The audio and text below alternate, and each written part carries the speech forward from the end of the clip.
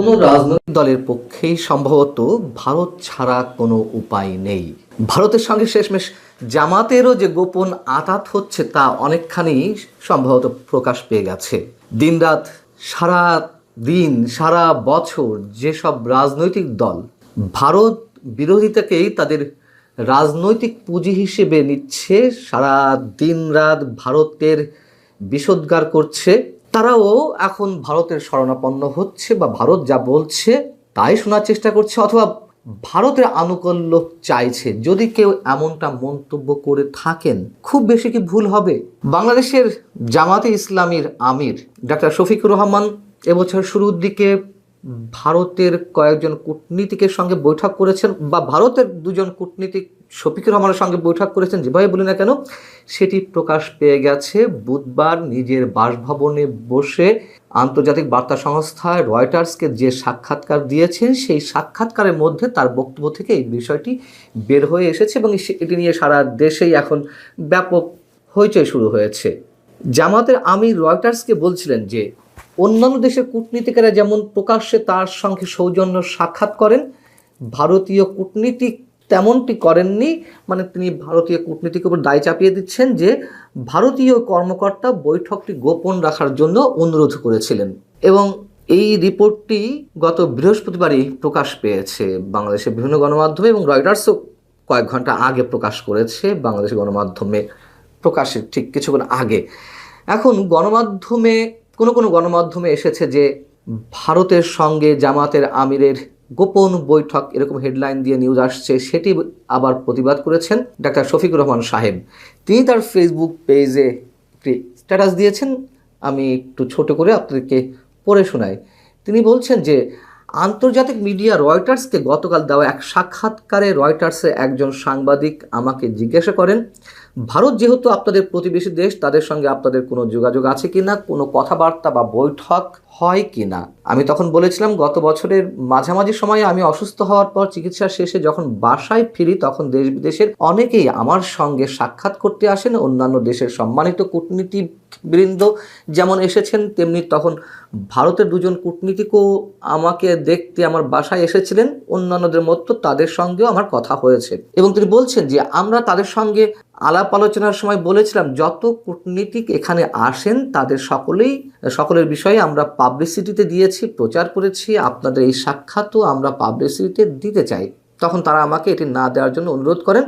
আমরা বলেছিলাম যে পরবর্তীতে যখনই আপনাদের সঙ্গে দুই দেশের স্বার্থ সংশ্লিষ্ট বিষয়ে কোনো বৈঠক হবে, তা অবশ্যই পাবলিসিটিতে যাবে। এগুলো উল্লেখ করে তিনি লিখছেন ফেসবুক স্ট্যাটাসে যে আমি বিস্মিত যে আমাদের কিছু দেশীয় মিডিয়া ভারতের সঙ্গে জামাত আমিরের গোপন বৈঠক হয়েছে বলে সংবাদ পরিবেশন করছে। ভবিষ্যতে প্রকৃতি বিষয় না জেনে এমন বিভ্রান্তিকর সংবাদ পরিবেশন করা থেকে বিরত থাকার জন্য সংশ্লিষ্টদের প্রতি আহ্বান জানাই। আমির সাহেব কেন বিস্মিত হচ্ছেন? গোপন তো রেখেছিলেন। গোপন যেহেতু রেখেছিলেন, আবার আপনার কথা যদি সত্য হিসেবে ধরে নিই যে ভারতেও কূটনীতিকরা গোপন রাখতে বলেছেন, তাহলে দুপক্ষ থেকে গোপন রাখা হয়েছে, তাহলে এটিকে আমরা কেন গোপন বৈঠক বলবো না? যদি গণমাধ্যম শিরোনাম করে যে জামাতের আমির এবং ভারতের প্রতিনিধিদের মধ্যে গোপন বৈঠক, ভুলটা কোথায়? এতে বিস্মিত হওয়ার কি আছে? ভারতের কূটনীতিকরা তার সঙ্গে বৈঠক করতেই পারেন, এতে আমরা অস্বাভাবিক কিছু দেখি না। যে কোনো দেশের কূটনীতিকরাই জামাতের আমিরের সঙ্গে বা যে কোনো দলের প্রধানের সঙ্গে বৈঠক করতে পারেন। কিন্তু কেউ বৈঠক করে যদি কেউ গোপন রাখতে বলে, সেটি কেন রাখতে হবে? প্রশ্ন তো সেখানেই। আমাদের নিশ্চয় মনে আছে 2024-এর 7 জানুয়ারি নির্বাচনের আগে জাতীয় পার্টির বর্তমান চেয়ারম্যান GM কাদের সাহেব গিয়েছিলেন ভারত সফরে। সেখানে তিনি বিভিন্ন রাজনৈতিক দলের শীর্ষ নেতাদের সঙ্গে বৈঠক করলেন, বিজেপি নেতাদের সঙ্গেও বৈঠক করলেন। তিনি যখন দেশে ফিরে এলেন, বিমানবন্দরে নামার পর সাংবাদিকরা তার কাছে জিজ্ঞাসা করেছিল যে কি আলোচনা হলো ভারতে। তিনি কোনো কথা বলতে চাইলেন না, মুখে কুলুপ এঁটে রইলেন। তিনি সরাসরি বললেন যে ভারতের নিষেধ আছে, এখনই কিছু বলা যাবে না। যদিও আমরা সেই নিষেধের বিষয়গুলো এখনও জানতে পারিনি, তারপরে তখন তার এই বক্তব্যের বিষয়ে আমরা তখনই সমালোচনা করেছিলাম। যে আমি নিজেই বলেছিলাম, এমন মন্তব্য করেছিলাম যে দাদাদের নিষেধ আছে। তো দাদাদের যেহেতু নিষেধ আছে, সেহেতু মুখে কুলুপ এঁটে থাকতে হবে।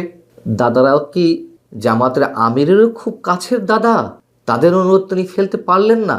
তাহলে জিএম কাদেরের কিছু না বলার বিষয়টি যদি অপরাধ হয়ে থাকে এবং তিনি যদি কিছু গোপন করে থাকেন, তাহলে জামাতের আমিরও গোপন করেছেন, খুব স্বাভাবিক।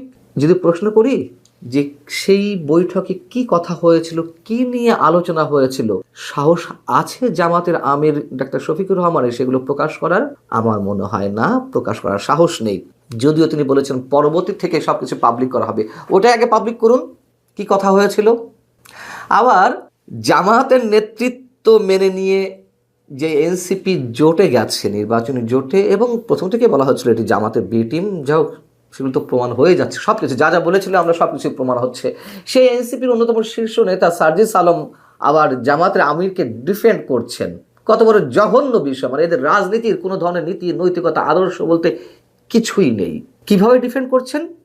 সার্জিস আলমও তার ফেসবুক স্ট্যাটাসে লিখছেন, জামাতের আমিরের সাথে ভারতীয় দুই কূটনীতিক বৈঠক করেন এবং সেই তথ্য পাবলিকলি না জানানোর কথা বলেন। জামাতের আমির প্রতিউত্তরে বলেন, দেশের স্বার্থ সংশ্লিষ্ট বিষয়ে আলোচনা হতেই পারে, এক্ষেত্রে গোপনীয়তার কিছু নেই এবং পরবর্তীতে আলোচনা হলে পাবলিকলি হতে হবে। এই তথ্য জামাতের আমির নিজেই সংবাদ সংস্থা রয়টার্সকে জানান, তারপর সেটা বাংলাদেশের মিডিয়ায় আসে। সরি, জামাতের আমির নিজ থেকে রয়টার্সকে জানায়নি। রয়টার্সের প্রশ্নের প্রেক্ষিতে জামাতের আমির স্বীকার করতে বাধ্য হয়েছেন। এটা জামাতের আমির নিজের থেকে জানাননি ভারতের বিষয়টা। রয়টার্সের প্রশ্নের প্রেক্ষিতে তিনি যদি স্বীকার না করতেন, তিনি ভালো করেই জানতেন যেটা সামহাউ ডিসক্লোজ হবে, তাদের হাতে প্রমাণ আছে বিধায় তারা এই প্রশ্নটা খুবই কনফিডেন্টলি করছে। এবং মিটিং হয়েছে, তো বৈঠক হয়েছে প্রায় বছরখানেক আগে। 1 বছর ধরে কেন লুকিয়ে রাখতে হলো শুধুমাত্র ভারতীয় কূটনীতিকদের অনুরোধের প্রেক্ষিতে? কি অদ্ভুত একটা বিষয়। এখন রয়টার্সের কাছে স্বীকার করতে তিনি বাধ্য হয়েছেন। বাধ্য না হয়ে কোনো উপায় নেই। সার্জিস আলম আরও বলছেন, আমাদের দেশের তথাকথিত দলকানা ব্যক্তি গোষ্ঠী দলীয় পারপাস সার্ভ করা কিছু মিডিয়া হাউস শিরোনাম করেছে জামাতের আমিরের সাথে ভারতের গোপন বৈঠক। এই হলো আমাদের দেশের মিডিয়ার অবস্থা। এই ছেলেরা এত সস্তা দরের কথাবার্তা বলে, মনে হচ্ছে রাজনীতির আদ্যপান্ত অ ক খ গ্রামার সব কিছু শিখে গেছে। মানে এই ধরনের সস্তা কথা বলে আবার আনুকূল্য পাওয়ার চেষ্টা করছে, এদের নিজেদের কোনো লাজ লজ্জা নেই। সারা দিন সারা বছর দিল্লি না ঢাকা, ঢাকা ঢাকা এই স্লোগান দিতে দিতে মুখে ফেনা তুলে ফেলছে, অথচ নির্বাচনকে সামনে রেখে তারা আবার দিল্লির দিকেই তাকিয়ে আছে। দিল্লির কথাই কখনো কখনো অনেক কিছু গোপন করছে, কখনো কখনো আবার দিল্লির বিরুদ্ধে যুদ্ধাংদেহী মনোভাব পোষণ করছে। দিল্লি আক্রমণ করা হবে, 7 সিস্টার্স ভেঙে দেওয়া হবে, আবার এদিকে দিল্লির সাথে গোপনে কথাবার্তা, সেটিকে আবার ডিফেন্ড করছে। এটিকে কেন্দ্র করে আবার বাংলাদেশের গণমাধ্যমকে অ্যাটাক করছে। গণমাধ্যমের কোনো দোষ নেই, গোপন বৈঠককে গোপন বৈঠকই বলতে হবে, এখানে ওপেন বৈঠক বলার কিছু নেই। আমরা আরও অনেক কিছু দেখতে পারবো নিশ্চয়ই সামনের দিনগুলোতে। ভালো থাকুন সে পর্যন্ত। অবশ্যই